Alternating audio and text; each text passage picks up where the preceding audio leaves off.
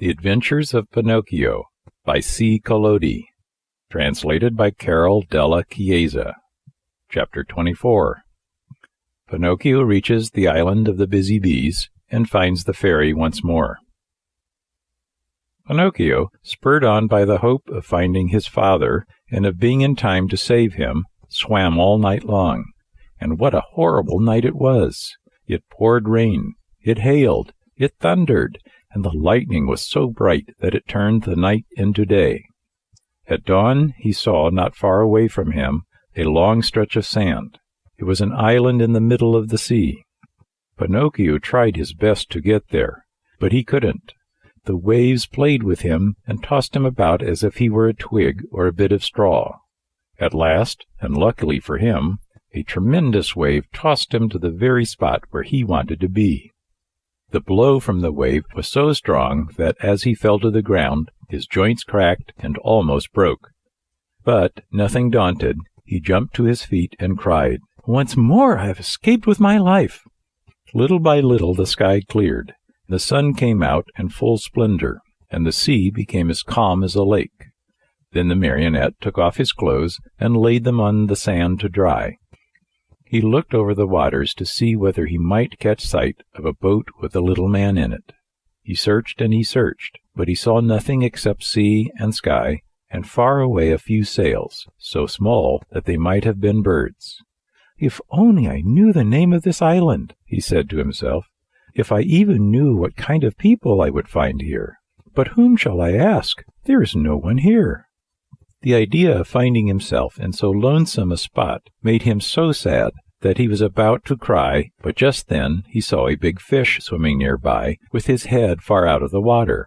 Not knowing what to call him, the marionette said to him, "Hey there, Mr. Fish, may I have a word with you?" "Even two, if you want," answered the fish, who happened to be a very polite dolphin. "Will you please tell me if, on this island, there are places where one may eat without necessarily being eaten?" "Surely there are," answered the dolphin. "In fact, you will find one not far from this spot." "And how shall I get there?" "Take that path on your left and follow your nose. You can't go wrong." "Tell me another thing. You who travel day and night through the sea, did you not perhaps meet a little boat with my father in it?" "And who is your father?" "He is the best father in the world, even as I am the worst son that can be found."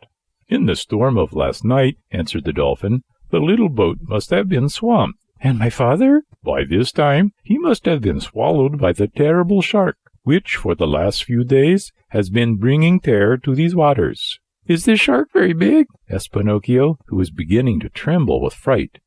"Is he big?" replied the dolphin. "Just to give you an idea of his size, let me tell you that he is larger than a 5-story building, and that he has a mouth so big, so deep, that a whole train and engine could easily get into it."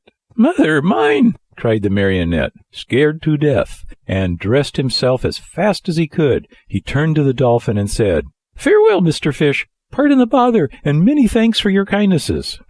This said, he took the path at so swift a gait that he seemed to fly, and at every small sound he heard, he turned in fear to see whether the terrible shark, 5 stories high and with a train in his mouth, was following him. After walking a half-hour, he came to a small country called the Land of the Busy Bees. The streets were filled with people running to and fro about their tasks. Everyone worked. Everyone had something to do. Even if one were to search with a lantern, not one idle man or one tramp could have been found. "I understand," said Pinocchio at once wearily. "This is no place for me. I was not born for work." But in the meantime he began to feel hungry, for it was 24 hours since he had eaten. What was to be done? There were only 2 means left to him in order to get a bite to eat. He had either to work or to beg. He was ashamed to beg, because his father had always preached to him that begging should be done only by the sick or the old. He had said that the real poor in this world, deserving of our pity and help, were only those who, either through age or sickness, had lost the means of earning their bread with their own hands. All others should work, and if they didn't, and went hungry, so much the worse for them. Just then a man passed by, worn out and wet with perspiration, pulling with difficulty 2 heavy carts filled with coal. Pinocchio looked at him, and judging him by his looks to be a kind man, said to him, with eyes downcast in shame, "Will you be so good as to give me a penny, for I am faint with hunger?" "Not only 1 penny," answered the coal man. "I'll give you 4 if you will help me pull these 2 wagons." "I am surprised," answered the marionette, very much offended. "I wish you to know that I have never been a donkey, nor have I ever pulled a wagon." "So much the better for you," answered the coal man. "Then, my boy, if you are really faint with hunger, eat 2 slices of your pride, and I hope they don't give you indigestion." A few minutes after, a bricklayer passed by, carrying a pail full of plaster on his shoulder. "Good man, will you be kind enough to give a penny to a poor boy who is yawning from hunger?" "Gladly," answered the bricklayer. "Come with me, and carry some plaster, and instead of 1 penny, I'll give you 5. "But the plaster is heavy," answered Pinocchio, "and the work is too hard for me." "Well, if the work is too hard for you, my boy, enjoy your yawns, and may they bring you luck." In less than half an hour, at least 20 people passed by, and Pinocchio begged of each one. But they all answered, "Aren't you ashamed? Instead of being a beggar in the streets, why don't you look for work and earn your own bread?" Finally, a little woman went by carrying 2 jugs of water. "Good woman, will you allow me to have a drink from one of your jugs?" asked Pinocchio, who was burning up with thirst. "With pleasure, my boy," she answered, setting the 2 jugs on the ground before him. When Pinocchio had had his fill, he grumbled as he wiped his mouth, "My thirst is gone. If I could only as easily get rid of my hunger." On hearing these words, the good little woman immediately said, "If you will help me carry these jugs home, I'll give you a slice of bread." Pinocchio looked at the jug and said neither yes nor no. "And with the bread, I'll give you a nice dish of cauliflower with white sauce on it." Pinocchio gave the jug another look and said neither yes nor no. "And after the cauliflower, some cake and jam." At this last bribery, Pinocchio could no longer resist and said firmly, "Very well, I will take the jug home for you." The jug was very heavy, and the marionette, not being strong enough to carry it with his hands, had to put it on his head. When they arrived home, the little woman made Pinocchio sit down at a small table and placed before him the bread, the cauliflower, and the cake. Pinocchio did not eat. He devoured. His stomach seemed a bottomless pit. His hunger finally appeased, he raised his head to thank his kind benefactress. But he had not looked at her long when he gave a cry of surprise and sat there with his eyes wide open, his fork in the air, and his mouth filled with bread and cauliflower. "Why all this surprise?" asked the good woman, laughing. "Because," answered Pinocchio, stammering and stuttering, "because you look like, you remind me of, yes, the same voice, the same eyes, the same hair, yes, you have also the same azure hair she had. Oh, my little fairy, tell me that it is you. Don't make me cry any longer. If you only knew, I have cried so much, I have suffered so." And Pinocchio threw himself on the floor and clasped the knees of the mysterious little woman. End of chapter 24.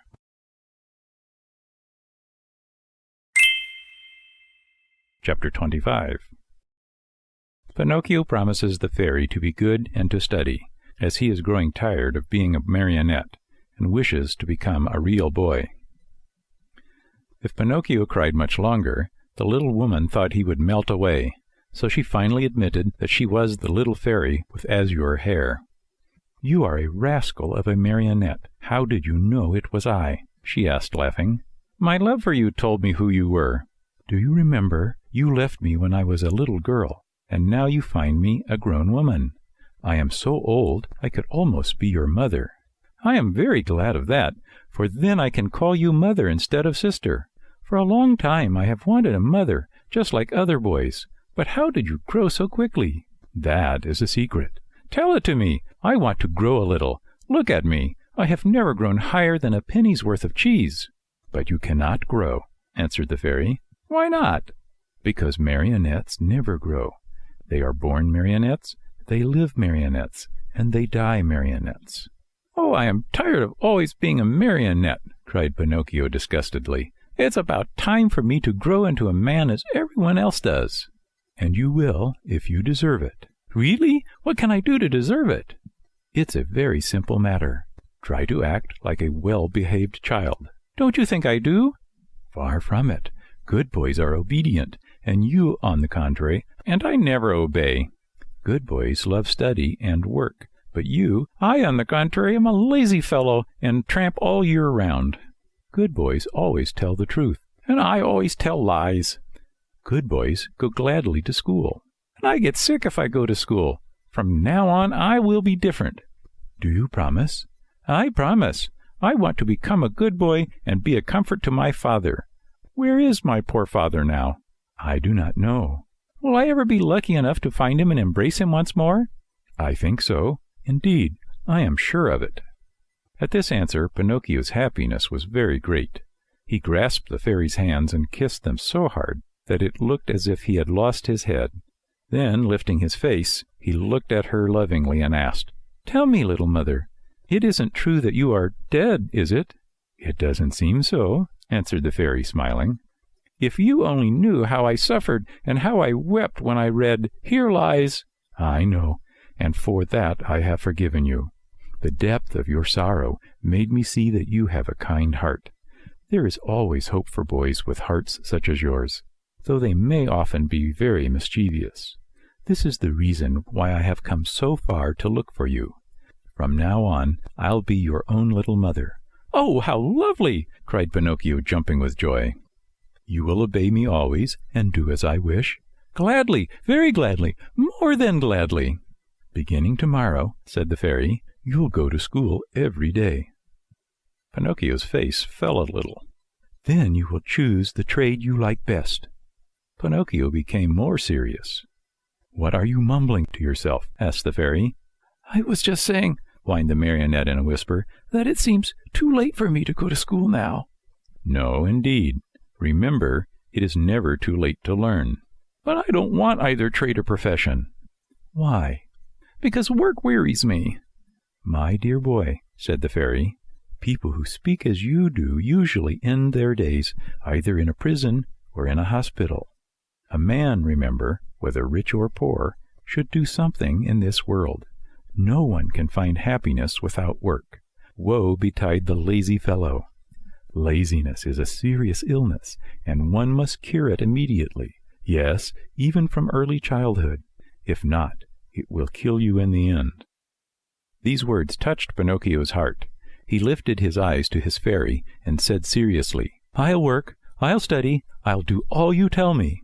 After all, the life of a marionette has grown very tiresome to me, and I want to become a boy, no matter how hard it is. You promise that, do you not?" "Yes, I promise, and now it is up to you." End of chapter 25. Chapter 26. Pinocchio goes to the seashore with his friends to see the terrible shark. In the morning, bright and early, Pinocchio started for school. Imagine what the boys said when they saw a marionette enter the classroom. They laughed until they cried. Everyone played tricks on him. One pulled his hat off, another tugged at his coat, a third tried to paint a mustache under his nose. One even attempted to tie strings to his feet and his hands to make him dance. For a while, Pinocchio was very calm and quiet. Finally, however, he lost all patience, and turning to his tormentors, he said to them threateningly, "Careful, boys, I haven't come here to be made fun of. I'll respect you, and I want you to respect me." "Hurrah for Dr. Know-all! You have spoken like a printed book," howled the boys, bursting with laughter. One of them, more impudent than the rest, put out his hand to pull the marionette's nose. But he was not quick enough, for Pinocchio stretched his leg under the table and kicked him hard on the shin. "Oh, what hard feet!" cried the boy, rubbing the spot where the marionette had kicked him. "And what elbows! They are even harder than the feet!" shouted another one, who, because of some other trick, had received a blow in the stomach. With that kick and that blow, Pinocchio gained everybody's favor. Everyone admired him, danced attendance upon him, petted and caressed him.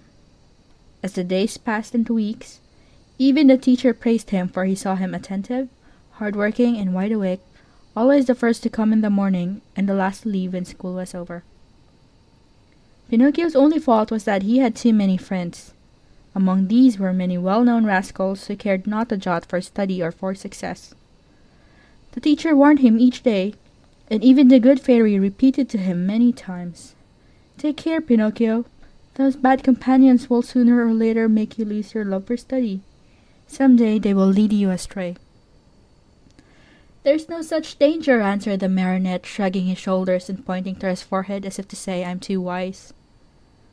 So it happened that one day, as he was walking to school, he met some boys who ran up to him and said, "Have you heard the news?" "No." "A shark as big as a mountain has been seen near the shore." "Really? I wonder if it could be the same one I heard of when my father was drowned." "We are going to see it. Are you coming?" "No, not I. I must go to school." "What do you care about school? You can go there tomorrow. With a lesson more or less, we are always the same donkeys." "And what will the teacher say?" "Let him talk. He is paid to grumble all day long." "And my mother?" "Mothers don't know anything," answered those scamps. "Do you know what I'll do?" said Pinocchio. "For certain reasons of mine, I too want to see that shark, but I'll go after school. I can see him then as well as now." "Poor simpleton," cried one of the boys. "Do you think that a fish of that size will stand there waiting for you? He turns and off he goes, and no one will ever be the wiser." "How long does it take from here to the shore?" asked the marionette. "1 hour there and back." "Very well then, let's see who gets there first," cried Pinocchio. At the signal, the little troop with books under their arms dashed across the fields. Pinocchio led the way, running as if on wings, the others following as fast as they could. Now and again he looked back, and, seeing his followers hot and tired, and with tongues hanging out, he laughed out heartily. Unhappy boy! If he had only known then the dreadful things that were to happen to him on account of his disobedience. End of chapter 26.